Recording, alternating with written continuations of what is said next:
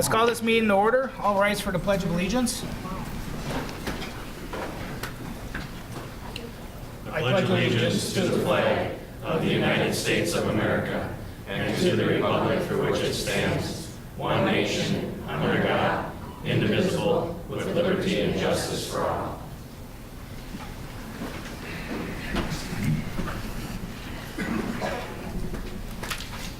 All right. Can I get approval of the agenda? So moved. Can I get a second? Second. Mr. Mayor, just want to let you know we had two quick agenda items that we added to the consent agenda. Today, with the announcement of the governor vetoing the tax bill, Mr. Nielsen and I put together a preliminary pay voucher request so we can solicit the funds from the state for the cleanup of the craft lot and the first voucher for the First Street project. So this is our best guess on what the bill is going to be on June 30th. So we also put a little wiggle room in there, allowing staff to have additional up to 20% to pay if we can, if the numbers come in. So having said that, no other additions. Okay. We have a first and a second. All in favor say aye. Aye. Opposed? Motion carried. We have a couple presentations and we will make it quick and simple for you all so you don't have to sit here all night long. We just wanted to recognize a couple groups, the foster grandparents, then state speech champion, and also the FFA state champions. So we're going to start with the foster grandparents first, and I just wrote a couple little things real quick. I just personally want to say thank you for all you do. You know, the city of Melrose, we really appreciate that you give of yourself. All you foster grandparents are helping either our kids or even our grandkids. So each one of us has personally benefited from everything you do for our children in the schools. Thank you for going above and beyond and helping raise the next generation of kids, and we really appreciate all you do. We want to give you a certificate. Have a rose for each of you, and we just want to take a picture with you. Hopefully that's okay. So I will read your names, and then when we get them all done, I'll hand them out to you. Jan Notch, 608.60 hours. Darlene Sawyer, 605.2 hours. Anita Schwinghammer, 772 hours, .27. Wow, that's a lot. Bernie Reeland, 766.06 hours. Linda Klein, 821.74. Do you sleep at the school, Linda? Seal Humbert, 743 hours, .74. Julie Becker, 708.74.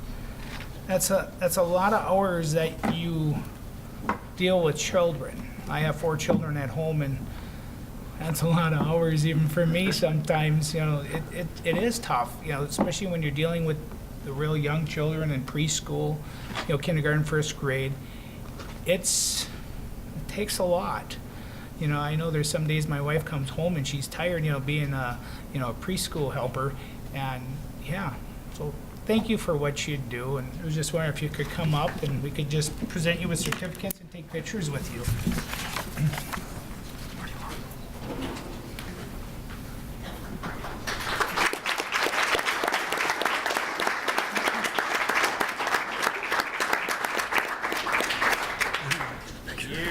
Yeah, we'll just have you all stand right in a row there, and then maybe you Yeah, can handle it. I'll hand it up.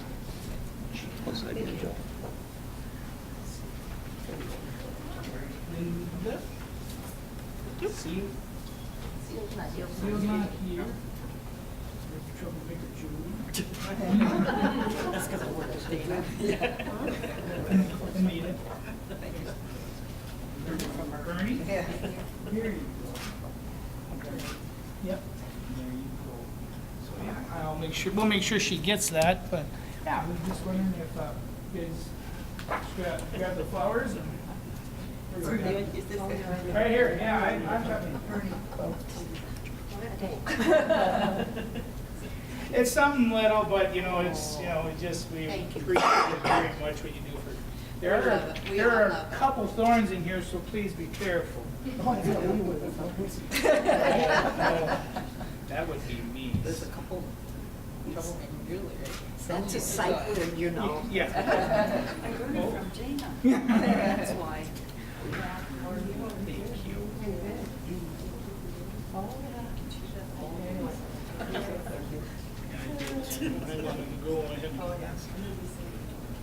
you. We'll take a quick photo if the mayor can stand to the right there, that'd be great. Right? Yeah, I'll go. Oh, okay. I don't need it. I just. So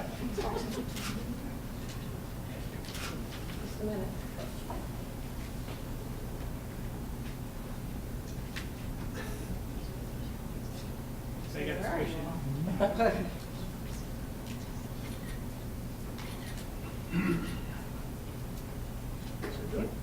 Thank you so much. Again, thank you for all you do for our community. We really appreciate you.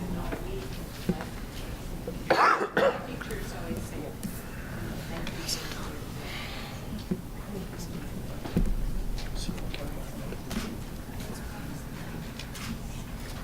Just keep those kids, get my kids out of trouble, please.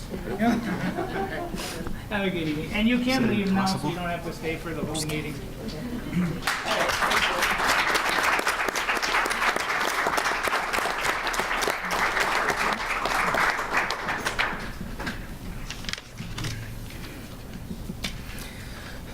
State speech champion, Hope Danzel. Is Hope here? Hi, Hope.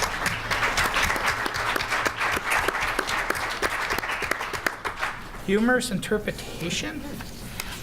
Yeah, I admire you for that. You know, I watched it, what you did up at the school the weekend after. I heard that was pretty amazing. Yeah, I don't like getting in front of a lot of people and talk, and it just doesn't fit me very well. So you did a good job. Congratulations for being the state champion. That's pretty amazing, you know, in our community to have that. So, you know, thank you for all your hard work. Thank you for working hard for yourself and for the Melrose School District. You accomplished something big, and we're really proud of you. So, if you would like to come forward.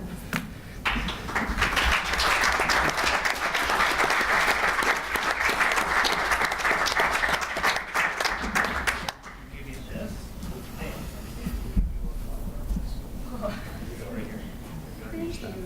Yeah, we'll have you.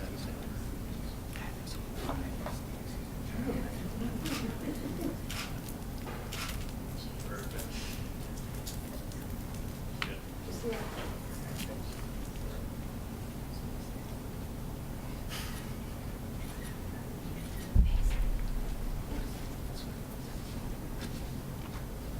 Perfect. Thank you. Appreciate it. Absolutely. Thanks.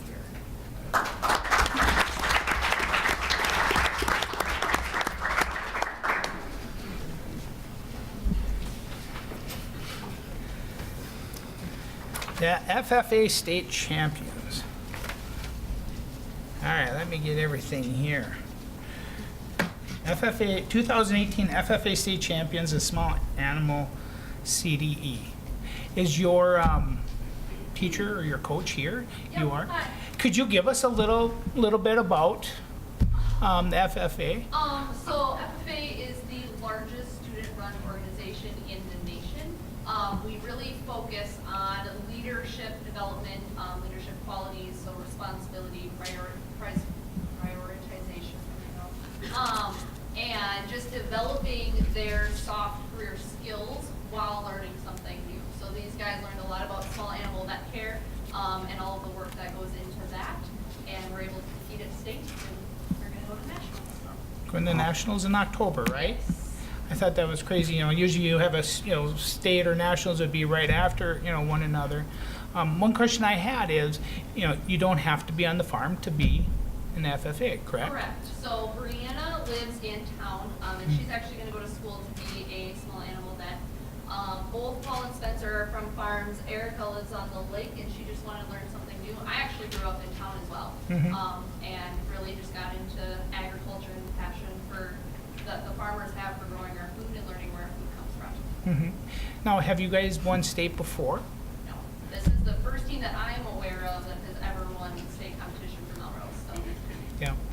So yeah, you accomplished a big feat, and then you get to go to national. Where is that going to be at in October? Indianapolis. Indianapolis. Wow. So you get out of Stearns County for a little while then, huh? Yeah, it'll be an adventure. Well, I would really love to congratulate you. I'm really happy. I was really impressed when I heard that. It's, again, proud of you guys for yourselves. You know, you accomplished it, and also representing the Melrose School District. That's amazing. So I have certificates here for Erica Dutcutt, Paul Punsack, Spencer Van Beck, and Brianna, is it Dragseth? Okay, good. So I do have flowers for you boys too, so you can give them to mom too, you know, if you don't want them. So, but you know, nowadays you just never know what you're supposed to give anybody anymore. So if you'd like to come forward, I'd really like to take a picture with all of you too.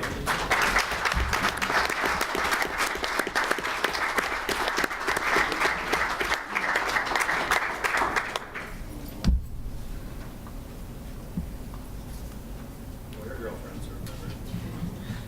Where's the teacher?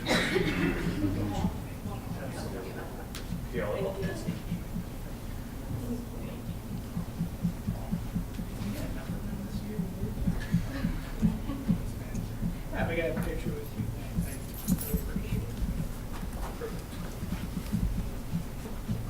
Yeah, squeeze in there. And even you, Coach, congratulations. Here we go.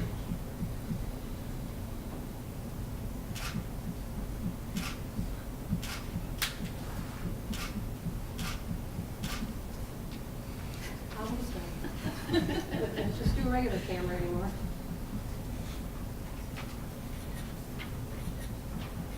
Thank you. Oh, sorry. You're the pro.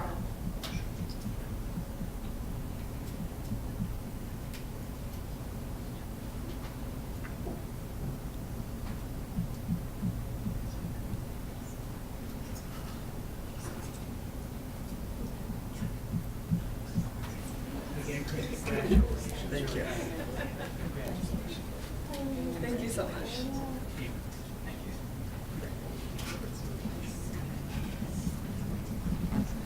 Thank you again.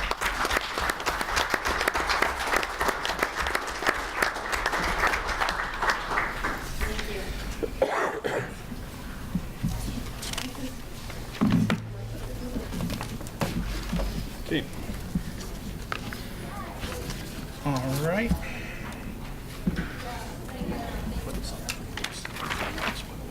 you gonna do Okay. Yeah. All right, we're on to reports. First one, Steve, are you here? Would you like to come here? Is that Soika? Yes. Steve Soika, he's a candidate for Stearns County Sheriff. If you'd like to talk first. Yeah, I'll make this quick because you guys got a really full agenda, it looks like. First off, I want to thank the mayor and the city council and members of the community for having me out here. I very much appreciate it. I'm obviously deep in the heart of one of my opponent's territory out here, so I definitely appreciate you guys having me out here. So my name is Steve Soika. I am one of the candidates for Stearns County Sheriff this year, and I think this particular election is going to be pretty closely watched at the local level because we haven't had a new sheriff in about 16 years. John Sander was the sheriff. He was a 4-term candidate, basically, or sheriff. He left abruptly kind of in the middle of his 4th term, and so we have an interim sheriff right now who's not running. So that opened it up for and pretty much anybody that wants to run. Filing is going to be next week, so we'll see who all comes out of the woodwork. But just a little bit about me. I'm born and raised in St. Cloud, went to Cathedral, went to St. Cloud State, and got my criminal justice degree. I've been sheriffing, if you say that, since 1991. I got hired in Benton County to start with, worked there for 6 years, came over to Stearns County, or came back in 1996 in April. So, and the reason I say back is because before that, when I was in high school, I was an Explorer Scout with the Sheriff's Office.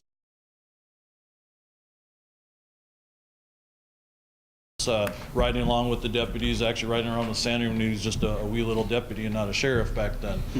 So during that time, I've done a lot of things. That's why I feel I'm a viable candidate experience-wise. Obviously, was a patrol officer, field training officer, was a detective for 6 years. Part of that, we were the medical examiners, so we investigated all deaths that occurred in Stearns County. It's a morbid fact that I throw out, but I can easily say that I've investigated over 350 deaths in my career, ranging from all kinds of things to the worst things you can think of. From there, I was promoted to sergeant and worked the road as a sergeant for 3 years. And most recently, the last 6 years, I was the commander of our Central Minnesota Violent Offender Task Force, which is a very fancy word for, a long word for our drug task force. And what's important for people to know about that is it's just a multi-jurisdictional task force, 5 counties, 8 agencies, working on some pretty bad people. So, and I've just recently rotated back to the road in uniform, so I'm kind of that candidate, I guess, if you would, that's out there doing the job. I'm backing up our guys. I'm trying warrants. I'm in a uniform out there, kind of the boots on the ground. 2 main things about my campaign, and then I'll sit down and be quiet.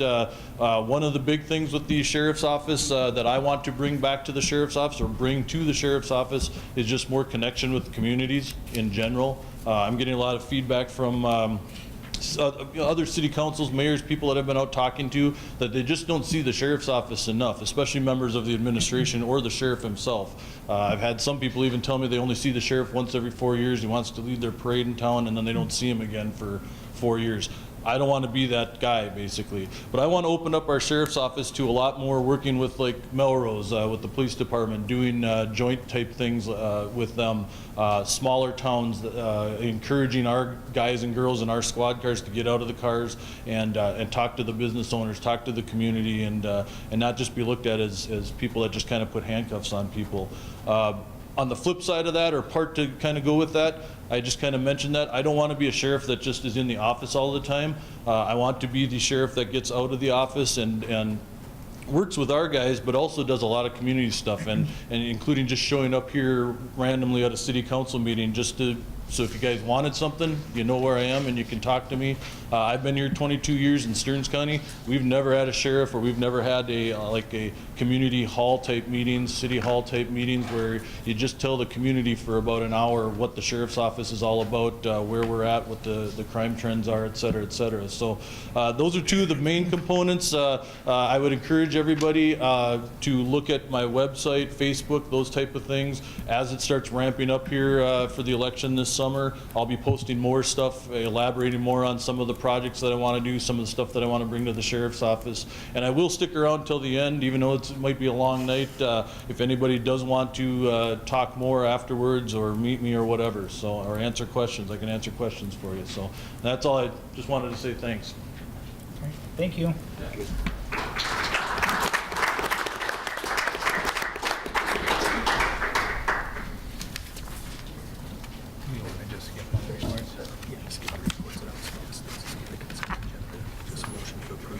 Yeah. Before we start, can I get a motion to approve the consent agenda? So, went above myself on that one. Can I get a motion to approve? So moved. Can you get a second? I'll second. All in favor, say aye. Aye. Opposed, motion carried. What we're gonna do is, since it's gonna be a real long night, is there anything specific with the reports that anybody would like to talk about with the police department monthly report, or the city attorney report, or anything, just to keep this moving? Does anybody have anything you need to talk to Craig about? Josh? Okay. So I won't read my full report, but I just want to highlight a few things. Nuisances are way down this year, whether it's everybody got a good chance, or maybe it was the legal action from last year, so that's been good to see. I may take a second look around, maybe in case I missed something, because they are down by about 100. So, reminder to get dog and cat licenses by the end of this month so you can avoid the late fee. We did get accepted for a grant for $1,600 that we applied for a new portable radio, or a portion of it. As well as attended the state cheese conference last month, and name was drawn for some tactical gear, which is about $1,800 or the equipment that we would not normally buy. So we may or may not be working with a company to do some fundraising to get the rest of the officers outfitted, but we'll see how that plays out in the future. Other than that, numbers are up. Officers are out there working hard. You got the numbers, so you can see that we're doing a lot of traffic lately. Your agency assist calls are up by 60% this month? Compared to last month or overall? Well, Last month we were on low. average, they've been about 24, Yeah. roughly, as I've been keeping track. You're at 38? Yep. And we did a lot of playing with the Stearns County Sheriff's Office, and within some of those, of the 28 from the Sheriff's Office that we had, I looked at, and 15 of those were within our city. So helping them with warrants or checking, gathering information for them to say, yeah, you don't need to send a deputy all the way out here. We got a hold of them, they'll be calling you, kind of thing. Okay. So, simple things. Anything else? Perfect. Thanks, Chief. City Attorney report? Yeah, I just got the 2 items, and I won't go into the second one about ATVs, because that is later on the agenda, and we'll be talking about that in some more depth. Otherwise, there's renewed interest in the craft site next door, and so I've been working with city staff, trying to get everything in order so that if it goes, we're ready. Unless the council's got some questions for me, that's all I've got at the moment. Thank you. Thanks, Rod. General funds, first quarter financials, is there any questions from anybody? You just gonna go over it? Or- Just a brief overview. Okay. Making me look better. All right, I'll keep it short. As normal, the revenues are low. We get our taxes and our state aid in June and December, so we run low for most of the year. A lot of the administrative fees we collect from the TIF districts and the fire and ambulance also come at the end of the year. Overall, everything seems to be running pretty close to what we'd expect in the general fund. Insurance was a little under 2 with our change of plans. We kind of were really estimating where that would be.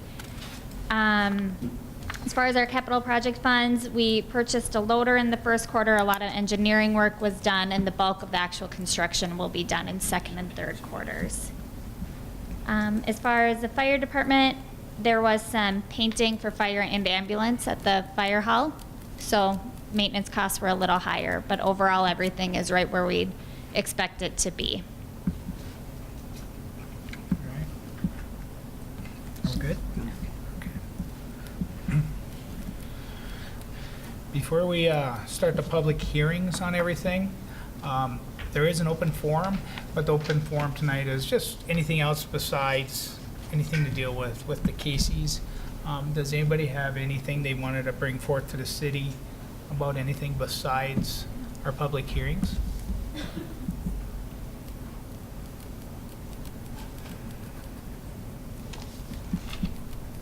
Okay. We have 3 public hearings here tonight. The first public hearing is basically the zoning ordinance for the C2 Highway Commercial District. The second one's going to be the annexation request. And then the third one is the utility easement vacating. So when we open the forum, I want you to talk about anything that you have per hearing, because we will have 3 of them. Not that we, talk about the same thing, all 3 of the public hearings, okay? So we just want to try to make it as simple as possible for everybody to get their point across. So, it is 6:28, and the first public hearing on amending the City of Melrose zoning ordinance C2 Highway Commercial District. Lisa?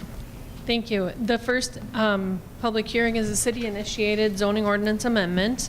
The Planning Commission reviewed the zoning ordinance, specifically 222.04, Section 5, relating to the size of convenience grocery stores, and they found it to be outdated. It was dating back about 20 years when the original intent was to protect smaller grocery stores, but that's not really necessary at this point. So what the proposed ordinance is changing is it would define within, as a conditional use permit, convenience grocery stores would be able to be greater than 3,200 square feet in size. And they would have some conditions associated with them. Those conditions are not changing. The only change is reducing the 3,200 square feet limitation. The Planning Commission had a discussion regarding this on January 8th, and they recommend that the ordinance be changed. Okay. Mr. Mayor, just to be aware, I do have a copy of the public hearing notice right here. Let's put it in paper. Okay. So if anybody would like to speak about the zoning ordinance C2 Highway Commercial District, please come forward, speak your name, and you'll have 2 minutes to speak per person. If you have any questions, we are not voting on it right away. That'll be a little later on. After we go to action items is when we actually do the action. Here, it's more or less just for your input or for you to voice your opinions. So if anybody would like to speak about the zoning ordinance C2 Highway Commercial District, feel free to come forward.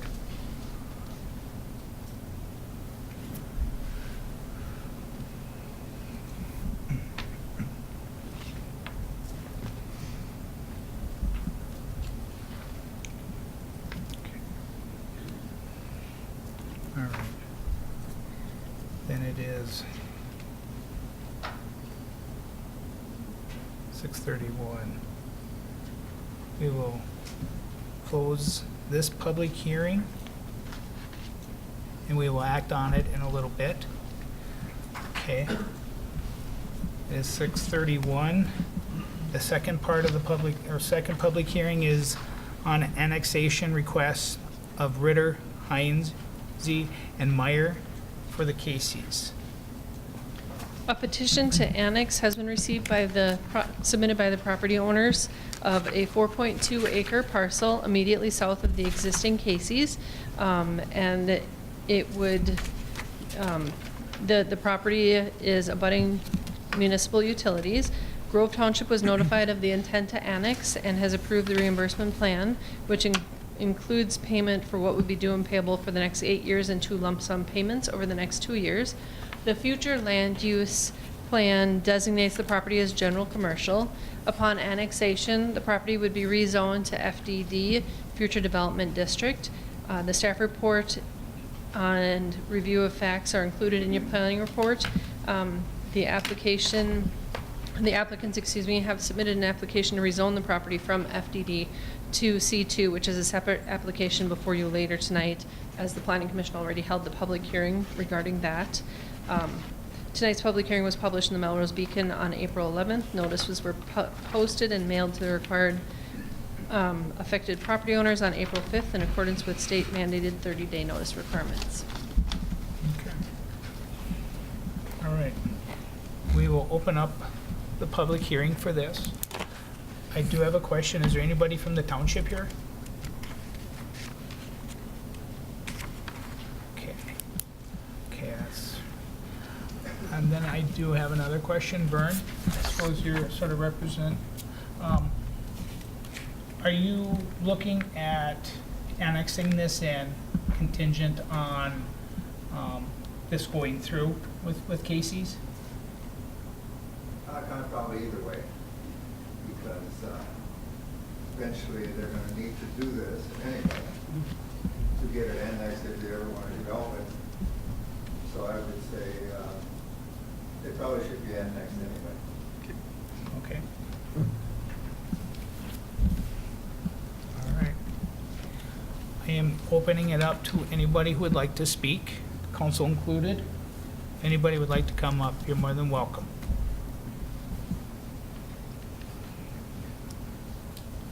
And just remember, this is when you want to speak, because when it comes to action items, there is no speaking involved. It's council going through everything, so feel free to come up.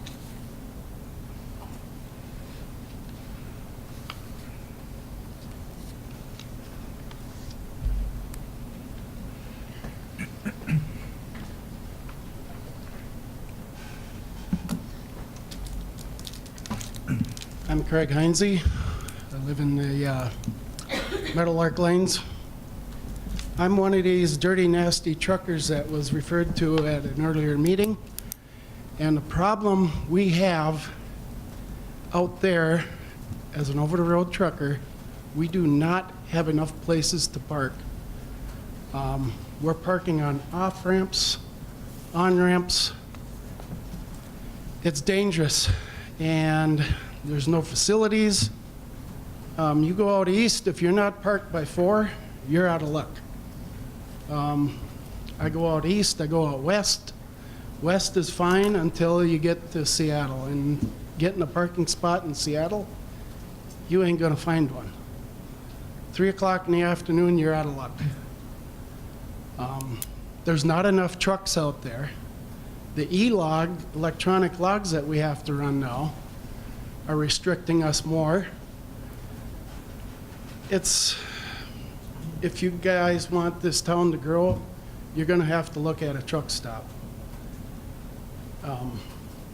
People don't like trucks, stop buying things.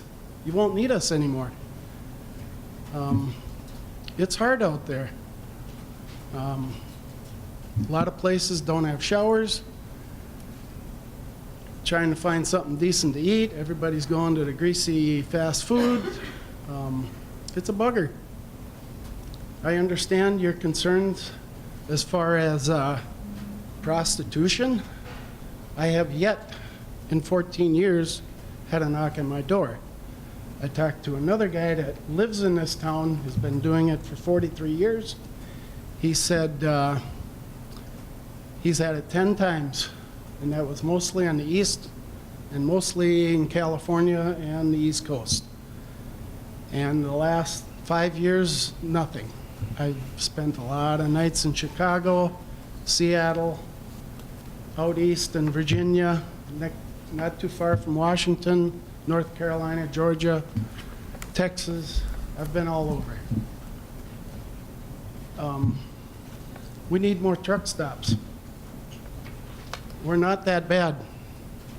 And in order to get your products, you need us. Thank you.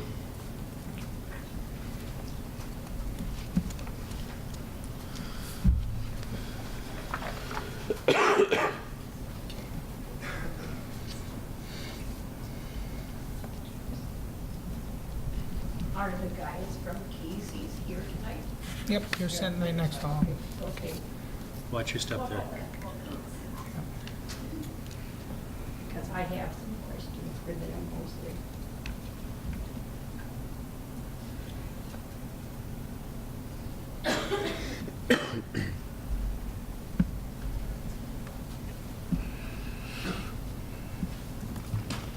My name is Joyce Dewar, and I think the truck stop's going to be the closest to us compared to anybody, because we're right on the corner there. So I've got a few questions. Somebody said 8 feet isn't very darn large for the fence. My God, you can just see right over. And that they said they should be at least 12 or even 16. And I'd like to know, down by Avon, where they're making that fence, and it's way, way up there by the freeway, they've got cement to hold those woods up. Are we going to get cement to hold the wood up, or the first windstorm, like we had a tree fall down and hit our house, are we going to have the fence fall over, or is it going to be made more solid? And is it going to be made, like I said, higher up? That's something I'd like to know from Casey's. And then somebody said we, the people that live out there, are going to be taxed for that fence. Is that true? If we're going to have to pay taxes on that darn fence just because it's across the road from us, that's going to make a difference on our taxes. There are plenty now because we're on a corner lot. And we know that our house value will go down, of course. And right now, there's been days when we've seen at least 7, 8 cars waiting, and some of them drive away because of the car wash. So why can't you put in 2 thinking of the future? So those are all questions that I've got for Casey's and the Casey people. Okay. Thank you. Thanks, Joyce. Thank you. Yep.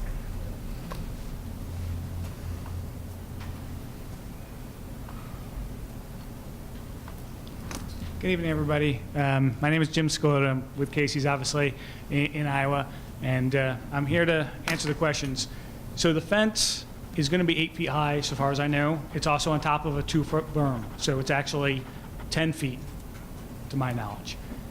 As far as concrete, you know, it'll be a quality constructed fence, and Casey's will be responsible for repairing any damage that comes to it. I'm not sure quite what you're talking about in Avon. We can certainly look into it, but you know, we take pride in our sites. We want them to look nice. It's one of the reasons why we'd like to rebuild this site, because we bought it. We didn't build it as a Casey's, and it doesn't conform to our standards. We'd like it to look nicer.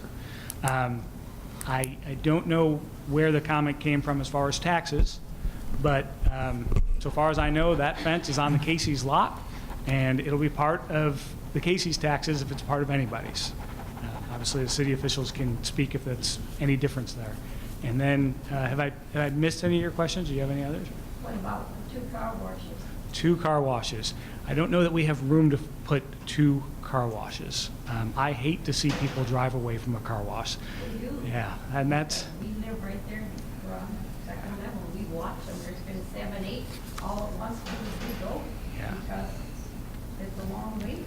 so one of the problems with car washes is everybody always wants to get their car washes at the exact same time. And certainly we have no interest in putting in 8, car washes at once. I will certainly talk to the people who make that decision and say that we have some knowledge that there's people waiting, but I'm guessing that given the expense of each car wash and given the room on there, we'll probably stick with the 1 at this time.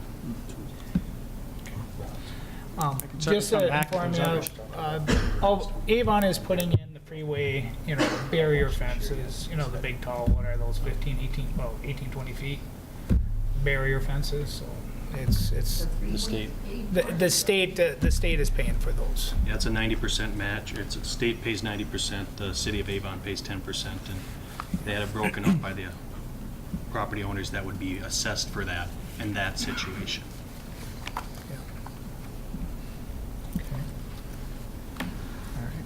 I can certainly come back if there's. Would anybody else like to speak?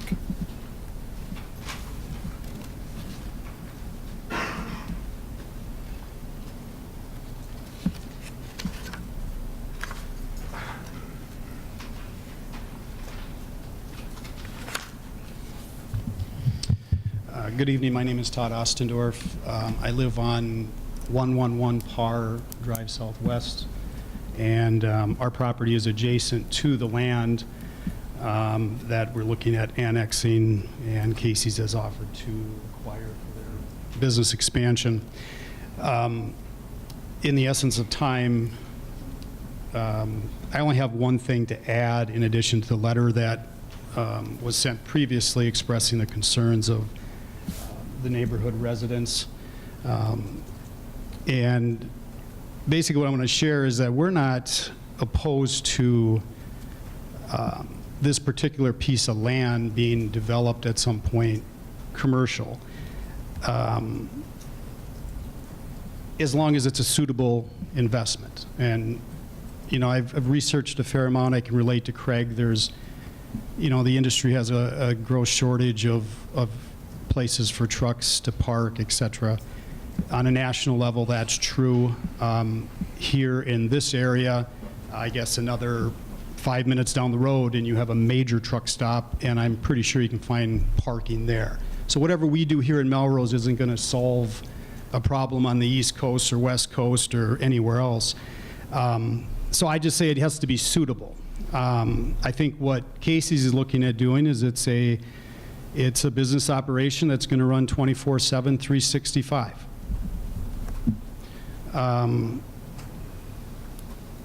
That to me is unsuitable, just based on the fact that it's near property that's already developed as residential. If residential wasn't there, I don't think nobody would be here. This would be passed and we'd move forward. But the fact is, the land was developed years ago. Those are decisions that were made, and we have the benefit of hindsight, and maybe we wish we had more land out there to grow and expand commercial. So my point is, we're not opposed to it being developed commercial, as long as it's suitable. If you look on the other side of the street, we have Kramer Lumber. Well, that business operates 7:30 in the morning until 5. Their trucks come in, they unload, they depart. They don't park overnight. That would be a suitable investment in my, or business in my backyard. I would not oppose that, all right? Because there's no overnight truck parking and what might come with that. So again, just wanted to point that out. In my opinion, you know, if it's a suitable business, we don't have any problem with it. But I don't think what Casey's is looking to do, based on the fact it's 24/7, 365, offering day and night truck parking, it just doesn't fit. All right, decisions were made in the past. We have a sliver of property that, yeah, it's prime property. If it wasn't next to a core neighborhood that brings in a heck of a tax base to the city already. So, you know, let's not gain on one side for a company that wants to expand from, you know, 2 stores, or we already have 2 Casey's in Melrose, but 2,000 stores, convenience stores throughout the country. You know, on the business side, if I was looking at it, you know, if I really want to be in the truck stop business, you know, head up to Alexandria. Somewhere between Alexandria and Fargo, there's probably a lot of opportunity to build a truck stop business. A mini truck stop, if we can park 10 trucks, 12 trucks, that doesn't solve the industry's problem of people needing to get off the road. You know, plan ahead and drive to Sauk Center and park in their truck stop where there's, you know, no residential on any side of that truck stop. Okay, we can't go back and wish we had that land and we're Sauk Center. The land was developed. There's a sliver of property, you know. Unfortunately, that's the way it is. And you know, all the other concerns have already been addressed in the letter. And you know, obviously, if we're going to put on different conditional uses to make it go through, well, the writing's on the wall. That just simply says that, you know, we have significant concerns. We as the neighborhood residents in the city and in your position as mayor and council members, there's concerns. That's why the conditional uses are what they are. And that's because it boils down to that the neighborhood is there and it's developed and it's a core neighborhood in this community. All right, so we support commercial expansion. I think the property being annexed and eventually being developed is a good thing. But we need to balance it out with our short-term, you know, let's get someone in there and expand it with what's really right for the community. Because I've said it before, and, you know, I don't think anybody comes into a long-term planning session and says, let's try to attract a truck stop.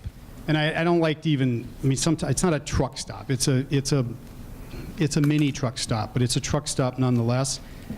It's not in the long-term planning goals. It never was, and it probably wouldn't be. But the fact is, that's what's being proposed. And my final thought is, it's 24/7, 365. It's not suitable. Thank you.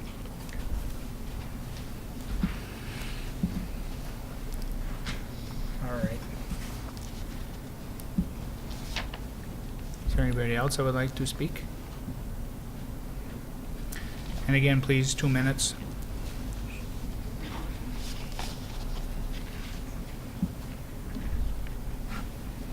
Hi, my name is Lois Lashinsky. I live on 146 Meadowlark Lane. The truck stop will be right by my bedroom window.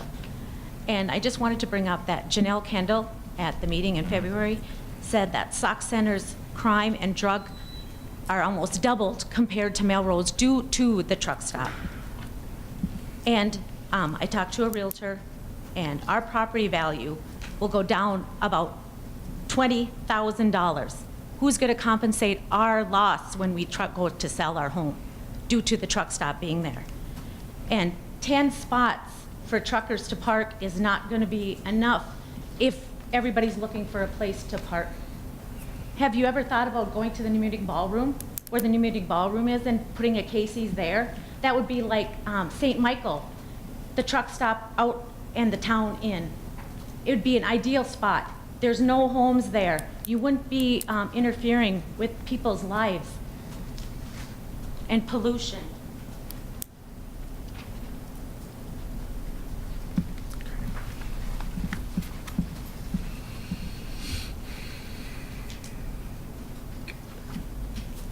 Is there anybody else that would like to speak? All right, it is 6:50. We will take action. We have one more public hearing. After this? Yeah. Okay, we have two more. Yep. We have a public hearing on the utility easement vacation of Casey's, and it is 6:50. This is the third and final public hearing related to Casey's tonight. In advance of the land being replatted, the property owners have requested to vacate the standard utility easement that's along the south side of the property, that's around the edge of the property, since they anticipate replatting the property and then combining the two parcels together. The easement vacation, if approved, would not take effect until the property is replatted, designating new utility easements more appropriate for the new lot configuration. Mike has a copy of the article in the paper. All right. Does anybody have any question or concerns about the utility easement vacation?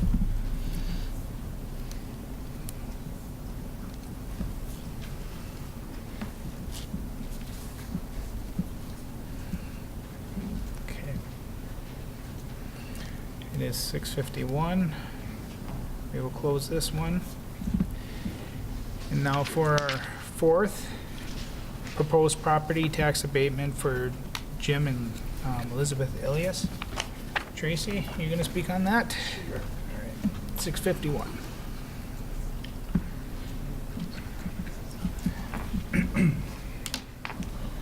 I'm Tracy Ryan with Ryan Development Consulting. This public hearing is being called pursuant to Minnesota statutes that require a public hearing anytime a city is contemplating providing tax abatement assistance. This is a follow-up to the agreement and the negotiations that have gone on between the city and Jim Ilias as it relates to the 400 block fire recovery and remediation. In previous meetings, the City Council has approved assistance for reimbursing the Iliases for the exterior improvements to their building that were needed and necessary as to maintain the building or to restore the exterior of the building and make other improvements. As part of the city's agreement with the Iliases, they are also looking at or contemplating tonight approving a tax abatement resolution and a tax abatement agreement providing up to $15,000 of tax abatement assistance not to exceed 10 years. This abatement assistance will, number one, be reimbursed by the state of Minnesota through the special legislation that was authorized. So as soon as we have this approved, we will go ahead and request that reimbursement right away before the sunset on that date. Not knowing what the governor is going to do with the tax bill, we need to do that sooner rather than later. The abatement assistance is tied to exterior, particularly south elevation improvements on the building. It was the initial assistance took care of specific fire damage. This goes a step beyond and is encouraging the Iliases to make some storefront improvements, replace the windows, in keeping with the city's effort to provide redevelopment assistance for buildings in the downtown area. So that's, with that, I'll just leave it open for questions. All right. Would anybody like to ask any questions about it? Here's a copy of the public hearing notice as well.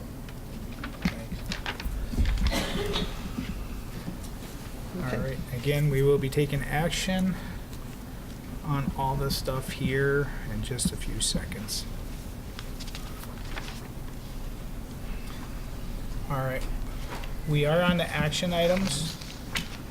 One thing that I would like to state, I would like to, parliamentary procedure, I would like a motion made and second, and then we will debate everything. Because I don't want us to debate, make a motion, then debate again, and then we keep everybody here all night long. So we can debate all we would like, and that's fine. So our first action item is ordinance number 05-17-2018, an ordinance amending ordinance number 1989-1A as amended, adopted by reference as Chapter 153 of the Melrose City Code on commercial highway conditional use requirements. I am looking for a motion for approval.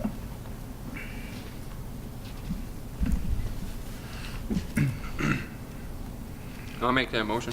Okay. I have a motion made and a second. No. Justin. All right, now we're up for debating. Anybody like to say anything? This motion and ordinance amendment is specifically addressing the 3,200 square feet or less requirement, Yes. and that's all. And that's all. Okay.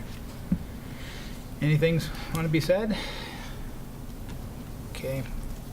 We have a motion made and a second. All in favor say aye. Aye. Opposed? Motion carried.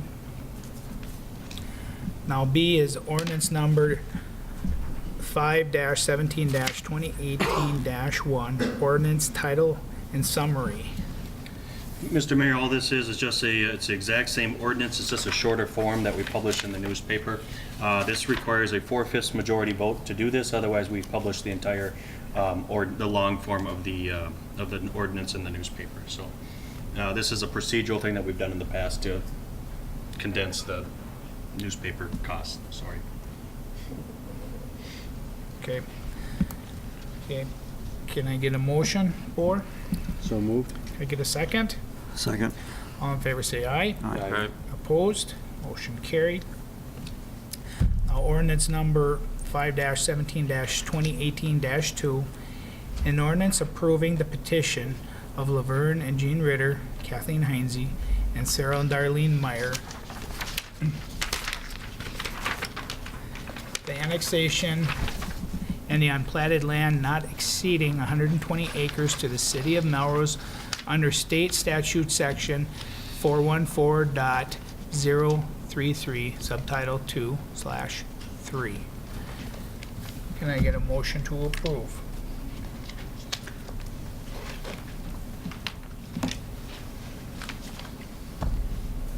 I'll make that motion.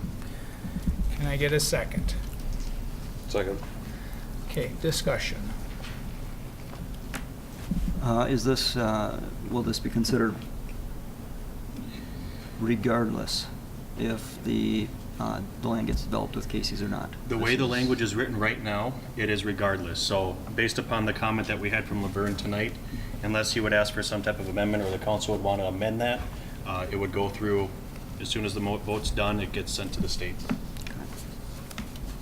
Okay. All right. I don't see any opposition, any reason to have that piece of land in the city limits, so. Okay.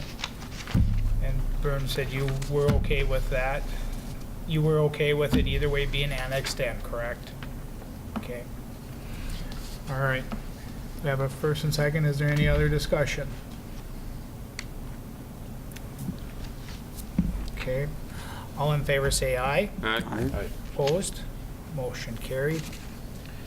Mr. Mayor, the next action item is the same thing as before. It's a summary ordinance of the exact same. It just shortens it from 5 pages to like 1. Okay. Can I get a motion to approve, please? So move. Can I get a second? Second. All in favor say aye. Aye. Opposed? Motion carried. Okay. Resolution number 2018-20, approving case number 2018-401, conditional use permit CUP requested by Casey's Retail Company to operate grocery convenience gas station and car wash as allowed by CUP. Can I get a motion to approve, please? I don't think you can get a motion. There's options on there. It's not, the resolution isn't finalized. Mike, am I correct on that? Mr. Brethorst? This is the, is this the this is the rezone, right? Lisa? This is from FDD to C2? Yes, the rezoning should occur first. Yep. So this is just simply taking what was annexed in as future developmental district and now zoning it as C2. The next action item would be the resolution for the conditional use permit. So this is strictly for the zoning consideration. All right, looking for a motion to approve that. Wait a second. You're on the conditional use permit. That's what you said at first. And that's what it's on, so just so you know what you're voting on. Well, that's- Request for Conditional use permit. Because we are on G. Yeah, G says conditional use permit. Oh, you did do the, oh, We okay. did the title and summary, so we're on G, which is the resolution. Here's the rezone. E. We did E. Right? Yes. Did you change it to Did we do C2? E?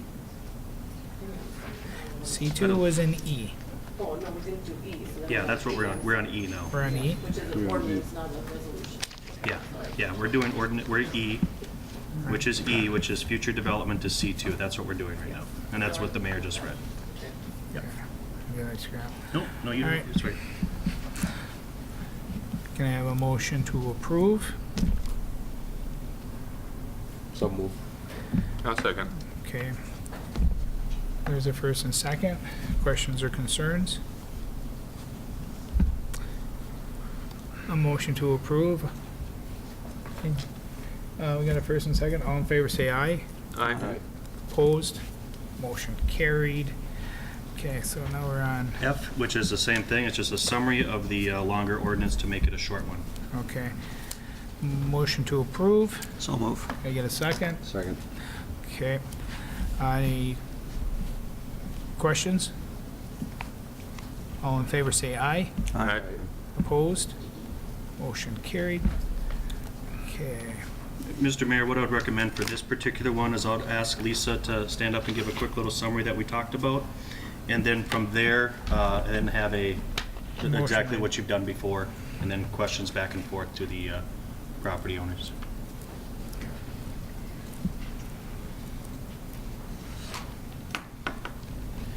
Casey's currently operates a gas station at 817 County Road 13 Southwest. The applicants have requested to expand their existing store by demolishing and rebuilding a larger store, adding additional gas pumps, diesel pumps, and additional parking, including truck parking. Convenience grocery stores and commercial car washes both require a conditional use permit in the C2 Commercial Highway Zoning District. The Planning Commission, at its March 1st, 2008 meeting, held a public hearing regarding this conditional use permit request. Many people spoke at the public hearing, and the minutes from the meeting are included in the council packet. Also included in the packet are written comments submitted regarding this request. The findings of facts are included in the planning report, as are the comprehensive plan and zoning ordinance references. The Planning and Zoning Commission considered the standards for granting conditional use permits and voted on each standard independently regarding whether the project conformed to the standards or not. Of the 7 standards, the first 2 standards were of concern to the Planning Commission, pertaining to, number 1, potentially endangering the health, safety, morals, comfort, or general welfare, and number 2, pertaining to whether the proposed use may be injurious to the use and enjoyment of other properties and substantially diminish property values. The Planning Commission did recommend approval of the conditional use permit, subject to 21 conditions as noted in the planning report. Staff has added several additional conditions in an effort to try to minimize the concerns of the abutting residences. Staff presented the revised 25 concerns to Casey's. Casey's has responded that they'd be willing to limit the truck parking to 12 spaces. However, they prefer not to have further limitations on the configuration of the parking as defined in item 24 as proposed by staff. This would have limited the direction of truck access and/or modified the angle of parking to require either pull-through parking or angled parking spaces instead of the perpendicular to County Road 13 parking spaces as are currently being proposed. Councilmember Freeler contacted staff earlier this week to discuss his concerns with the project. Through that discussion, the possibility of limiting the approval at this time to a specific smaller number of truck parking spaces with a sort of built-in streamlined approval process that might allow then for a specified amount of additional parking of trucks having, after conditions are met and so forth, that might include perhaps a noise study being done to evaluate the actual impact of the noise on the surrounding properties. Staff did submit that to Casey's, but has not had a response regarding that. It should be noted that Casey's has changed their plans in an effort to minimize their impact, many of which were done at or after the Planning Commission meeting. This includes relocating the retention pond to the west side of the property to increase the buffer from at least some of the residences, having a 10-foot separation, which is a 2-foot berm and an 8-foot fence versus the standard 6 feet minimum, extending the fencing along the north of the property behind the existing businesses, adding trees and shrubs to the site plan to improve the buffer, and adding no parking signs along the west side of the property. They also agreed to several additional conditions, including idling trucks greater than 60 minutes shall not be allowed between 10 p.m. and 7 a.m., and installing power pole or portable generator to be used to power trucks if needed. Additionally, the city added a provision after the meeting allowing a small shed to be constructed without having to amend the CUP, just because we do see that frequently happening and it would be fairly minor, so we thought it'd just be easier to add that at this point to minimize future problems with that. That's all of the comments I have at this point, unless someone has a question for me. So I have a question, like the planning and zoning has met on this and has put conditions on Correct. different aspects of this permit. And with those conditions, they've met the approval of the planning and zoning to recommend the building of Casey's. The Planning Commission did recommend approval, correct. However, not all the conditions were found favorable as far as the findings of facts. There were Correct. some The statements, as I substantial negatives. indicated, Right. there were 2 of the 7 statements that they did not find to be favorable. In those 2, did Casey's come back and reposition things to help solve some of those I can let issues? them talk to that at this point. Okay.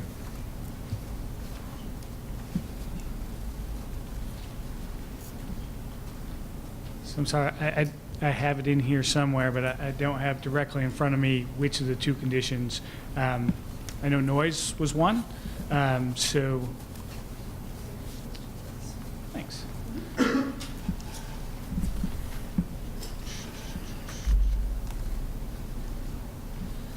So these both say basically the same thing, potentially endangering health, safety, morals, comfort, general welfare. My understanding is that they're basically limited to noise concerns and traffic concerns. So first thing we did, as she mentioned, we redesigned the site. So the trucks and the parking are further away from the housing. It's going to take a lot more work because the water naturally goes to the other side, but we're redesigning it so the water will flow towards there, and that's where the pond is. She also mentioned the other things that we did as far as the fence and the trees that are now going to be on both sides of the fence, which will help with the noise.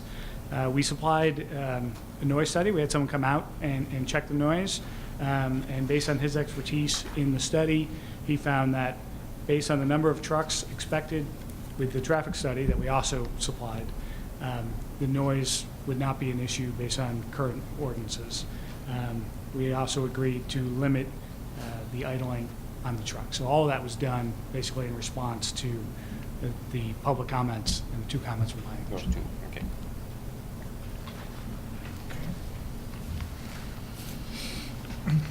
Do you guys have any other questions for him first?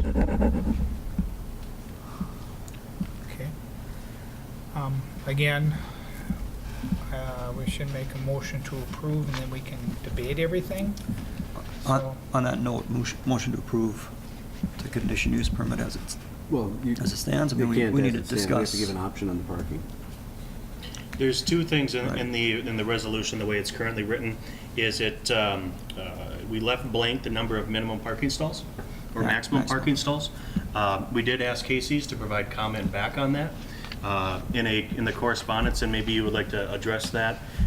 Within the noise study, the original plan that they have on here is 13, if I'm not mistaken.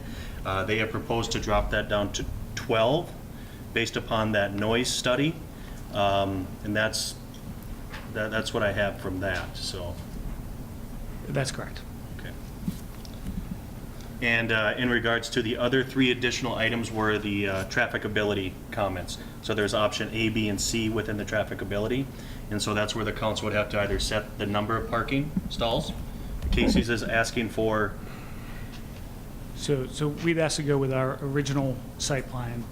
We did look at the 3 proposals, and we didn't have a chance because they weren't, AutoCAD done. But in order to have any site that's going to have trucks on it, you basically have to run a program. They have different ones. I think ours is called AutoTurn, and it sees if trucks can actually make those movements. It didn't look like 2 of the options, the trucks could even really make the movements into them. For option A, it still looked like in order to get either to or from where the trucks would be going to fuel to those spots, you would still have backing up. And I assumed that the point of that proposal was to limit, backing up and any noise that came with that. And since it was our conclusion that you would still have trucks backing up even with that proposal, we don't think it's helpful, and it would cut down the number of spots that are available. And so we couldn't live with that option.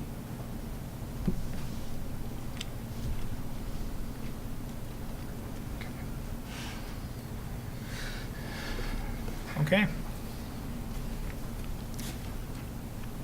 So then what the council should, Mr. Mayor, what I would recommend to the council and Mr. Vice Chair, is that it'd be a motion to approve with whatever you saw fit in regards to your number, based upon the comments that they made and based upon the comments that you had at your working group meeting as well. All right. Personally, I think we should have a discussion before we make a motion. Just because there are a few intricate things that need to be discussed. So if we make a motion, and then we have a discussion, and we come up with something else, and we're gonna have to amend the motion, correct? Yep. So if we just have a discussion, maybe we can get a motion prior to taking a vote on it that works, or doesn't work, or, I don't know. It's up to you. But I would like to see, I guess I would like to make a motion on something to amend the condition use permit. Do we need to make a motion to amend it first, if we amend it? Or do we just? You adopt the resolution as amended with the following amendments. Yeah. What's that? If you're gonna make a motion with amendments is what you said. With amendments? Yeah. Gotcha. You could make a motion to amend as part of your motion, you would say, I'm making a motion to approve the conditional use permit with these amendments, and just specify them out. And if you have a second, then that's what's on the floor for debate. Okay.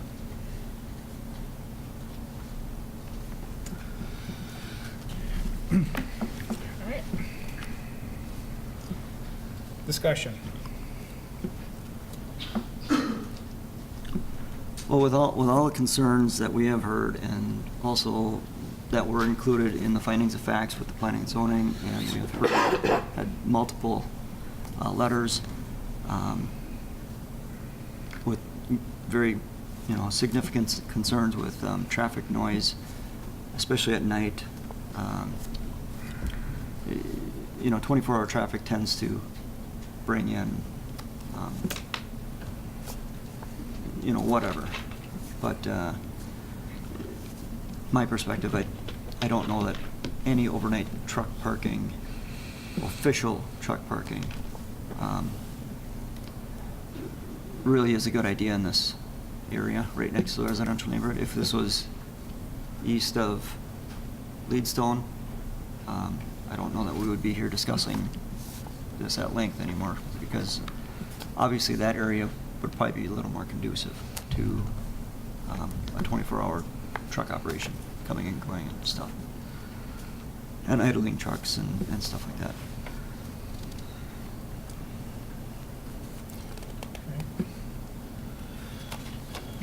Justin?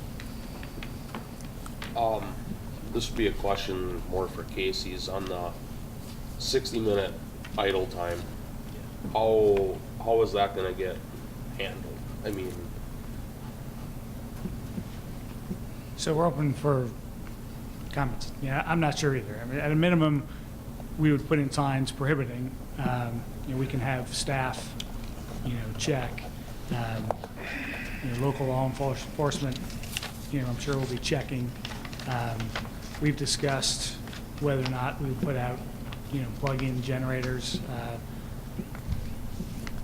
You know, that's certainly an option. So and there's lots of options, but you know, like anything else, you can only do so much to prohibit it. But we don't think it'll be a major issue. Most trucks these days are, you know, my understanding is they're not idling all night long.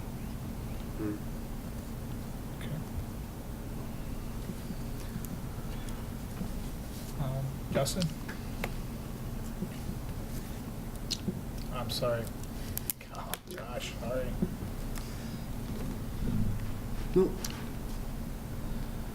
Nick? Well, one of the comments that I would like to make is that, you know, as far as the city council is concerned, members of the city council, you know, again, we represent the city, you know, the entirety. And I understand the concerns of the population over there, don't get me wrong. I guess I would have questions as well, concerns as well, as far as the noise and the activity 24/7.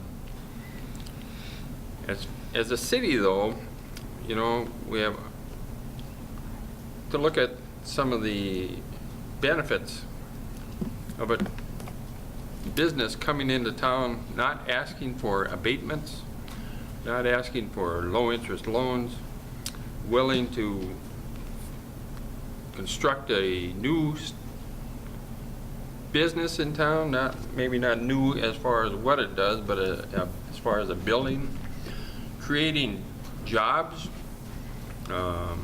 employment, tax base for the city. To me, these are important things as well. And so are we asking the people out there to sacrifice? Well, maybe in a sense a little bit. You know, it isn't, not everybody's a winner all the time. And, you know, I look at my place out there too. I have trucks going there back and forth 24/7, maybe not as steady as you. But I don't know, it's been there. Does it bother me? Not really. Not really, but again, it's not the numbers that you are going to have. And one of the things too is we talk about truck traffic in this town or community, and the E-log issue. And so just for my curiosity, I called 6 businesses in town to see the number of trucks that come in and out of their facilities.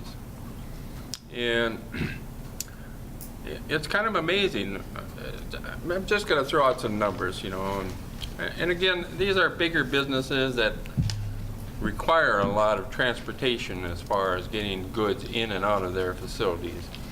And granted, they're not all over-the-road truckers that are coming in from outstate. You know, there's a lot of local truckers as well. So the local ones probably would not use it as a truck stop. So I'm not trying to skew the numbers towards that, so. But these are numbers from the facilities in town, and I asked them, give me a ballpark number on the average number of trucks coming in and out of your facilities, just to see what the impact would be as far as, you know, I don't know if Casey's, have you done something like that? No. But, you know, I talked to Jenny O as far as the plant is concerned. On an average day, 25 trucks. 50 to 70% of those trucks are not local haulers. They're vendors coming in, bringing product in, and so forth. Land O'Lakes. A lot of those are probably, what do you want to say? Maybe there's a few of them that are local here, but probably more in the surrounding area, but also a lot of them outstate bringing product into Land O'Lakes. 60 to 70 trucks per day in Land O'Lakes. Proliant, right next to Land O'Lakes. 20 to 25 trucks per day. Pete Terrace over at Munson Feed, 15 trucks per day. And those I would think would probably be from around the area, not just local, but not a long haul type thing. And Jenny O Live Haul up in the hill, they said about 40 trucks per day. Bringing product in, product out, vendors bringing product in, so forth. Well, anyway, when you look at these numbers, like I said, I just wanted to, and I'm kind of thinking more of the e-log thing and parking for these trucks. It also may be a benefit for the community. But that's 180 trucks a day coming into Melrose to service our businesses. Wouldn't you think you'd want to try and work with the truckers and be, what do you want to say, servicing them, community, businesses, DQ, El Portal, Burger King, businesses that some of these trucks would bring in. Again, I'm thinking city of Melrose. But 180 trucks a day, 900 trucks a week, 46,800 trucks a year. Sure, they're the same trucks, but they're running the same e-log too. They got to park at certain times of the day. Most of the time we try to attract businesses to benefit the people in our community, and I don't know, to me, Casey's, I don't know. I know, again, for the residents out there, I understand your concerns, but for the city, hopefully you understand my position a little bit too, as far as representing the city. And Casey's has come across with the planning and zoning with certain plans. We've heard statements from the residents. Casey's has adjusted their plans to try and work with the residents the best they can. You know, they're sitting in a corner there that, yep, there's restrictions there. There's limitations there. But right now we don't have a better place for them to go. Wouldn't we want a business to come to town and provide employment, a service to a trucking industry that's pretty large in this community? I don't know. Just my opinion. Thank you. Can I say something? No. I can't. No, that's why we try to give everybody, I try to give everybody as much time during the public hearing. Okay? So. All right. So we have discussed all this. I am looking. I'll make a motion to approve the CUP with an amendment to item 22, that signage be placed addressing the 60-minute parking, and with option 20, or condition 24, parking option 1. What was that again? Do you? No, that was the direction. truck entrance will be you have south any- entrance only. Trucks need to have the cab facing north, and the truck shall be parallel parked to County Road 13 in a drive-through style.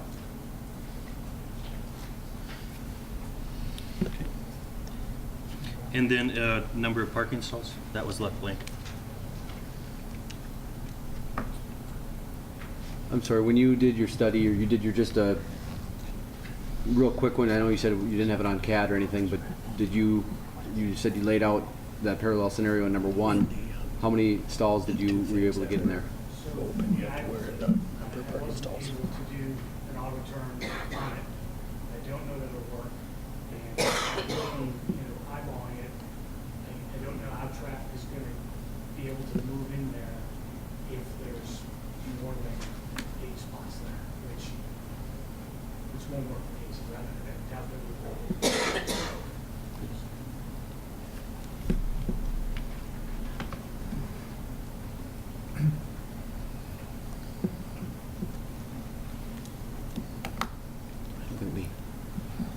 You're the one making the motion. Or are we waiting for the number of? Yep, number of parking stalls. We think option 1 will work. Option 1 won't work, yeah. Oh, for the parking, yeah, but the number of parking stalls. Well, I think it's dictated by whatever they can fit in there, if with this parking option.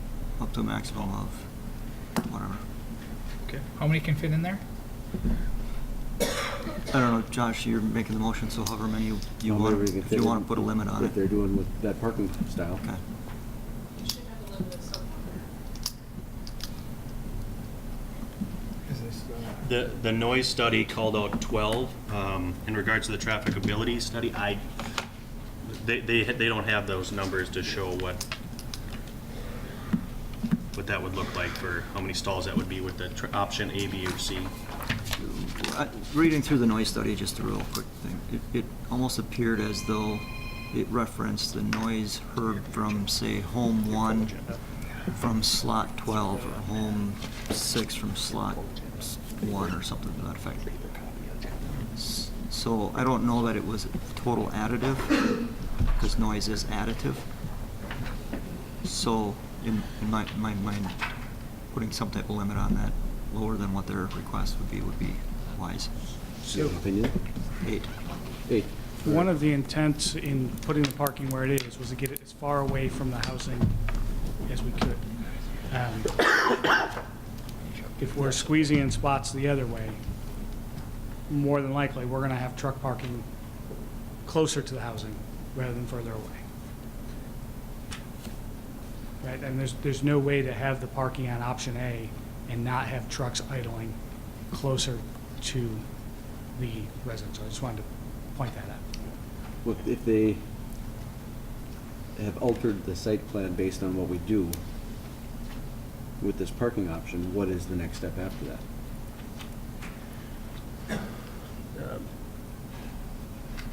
I'm sorry, I don't understand. Parking plan to be approved here. What's that? Parking plan to be approved here once they, Yes. right? What parking plan do you have recommended in your plan? Which one is it? Perpendicular to 13. Yeah, that's parking plan 1, 2, or 3, or what? It's neither none of these. Oh. Well, you had parking plan 1 is what you said on the Yeah. thing. Yep. So what plan is this one? It's not A, B, or C. If you wanted to approve the plan as it was submitted, then you would just strike that. Without any conditions. Oh, okay. You need that back? Thanks.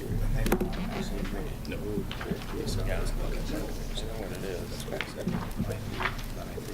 It's on, I know it's at 2. This is the one you said that wouldn't work, right? You said So up none, to 3. none of these have been through the noise study, right? So I don't know, we'd have to redesign, we'd have to redo the study, but quite frankly, there's no way, I don't think, if you take option A, to get sufficient parking to make it worth Casey's building there. It just isn't, it's not worth our while. But isn't that true for B or C as well? It's also true for B or C because B or anything that would limit the parking, which they all do, beyond 12 just doesn't make financial sense for cases to come down, what it comes down to.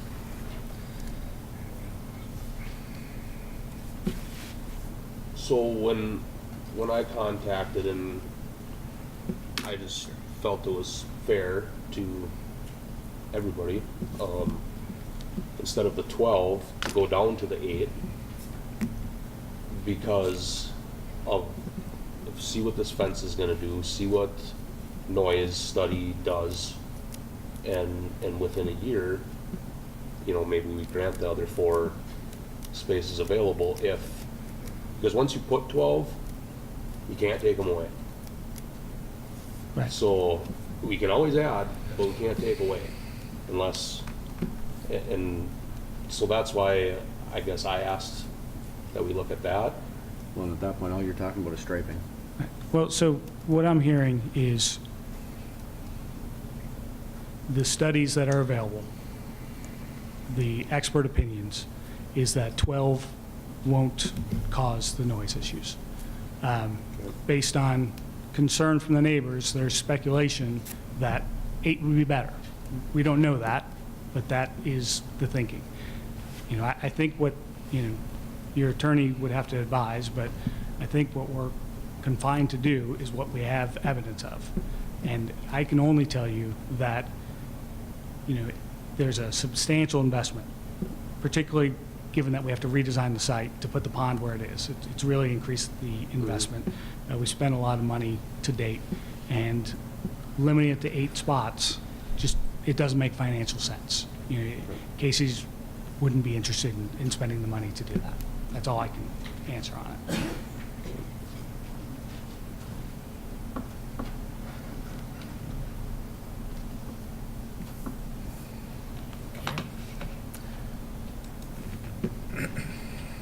Is there any other comments, council? Can we ask a question of a person in the audience at this time? Can we ask them a question? They can't ask us a question. Can we ask them a question? It's up to the mayor. Is that protocol or It's what? up to the mayor. Yeah. So go ahead. Okay. I know one of the things was brought up at our discussion previously, and that was, and I think it's in here too, as far as, you know, being able to plug a truck in rather than running a generator. Right? Is that correct? Right. So, Mr. Heinze, Yes. in your experience out there, I don't know if you run reefers or not, but would you know, in some of these truck stops, are there places to plug a truck in to keep the product cold in the reefer? We do have for the truck itself, for the big motor, but not for the reefer, because that has to contain a certain temp, like 0 or Right. 32 or whatever it is. Right. So these plug-ins that we talked about, they're just basically, you know, if they were going to plug their truck in, that would be just kind of to help keep the truck itself warm rather than running the truck, right? Or like the one I'm driving now, it has a plug-in to keep the batteries charged, and my APU unit, which is an auxiliary power unit, is run off batteries. Right. So it heats the motor, it heats the cab, or it heats the Right. cab. Right. So there's no noise. No noise as far as the tractor the truck itself, but does the plug-in thing does not do anything with reefer noise. I guess that's the thing I wanted to point out. And I don't know if that was the thinking, that it was going to eliminate the reefer noise? Was that the thinking when we talked about it previously? I think the idling truck, I think was the idea. I mean, the reefer's gonna have to run if the refrigeration. It's, Just so we all understood the Yeah. same thing is what I was wanting to make sure. Okay. Thanks. All right. So this is something that won't work for Casey's, but you have made a motion. So we have made a motion. Is there a second? I'll second. Oh, motion. His first motion where it changes everything up, and only 8 parking spots. There was 2, yeah, so what he had, actually, you didn't specify the number, did you? 8. Oh, you did specify, okay. What's that? I'm just gonna say what you motioned. I'm sorry, that's, yep. Yeah, 22 was with the sign, 24 was option A, and then 21 was 8. You made the motion and He seconded. made the motion, he seconded, but it's not our... Are you calling for the vote? Well, we have second roll of discussion now. Oh, okay. So now we can discuss it. There has been a motion made. So, and a second, so now discussion. So, only thing I have is they said this is not what they want. I understand with everybody in the audience.